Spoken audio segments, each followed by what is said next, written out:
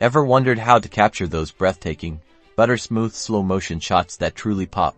Today, we're diving into filming stunning 120p video on your Canon Eos R5, perfect for emphasizing action or creating cinematic effects. First, power on your R5 and navigate to its menu system.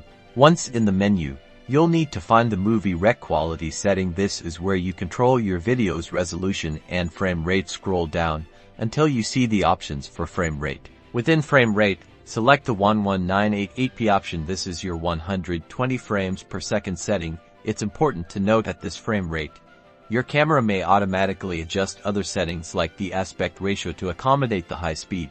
Now that 120p is selected, ensure your shutter speed is set to at least 1/250th of a second, or even higher.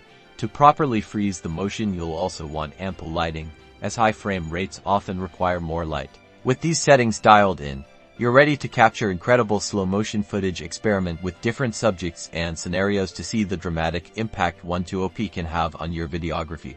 Mastering 120p on your Canon EOS R5 opens up a world of creative possibilities. Go out there and start creating some truly captivating visuals. If this tutorial helped elevate your videography, hit that like button and subscribe for more Canon R5 tips and tricks.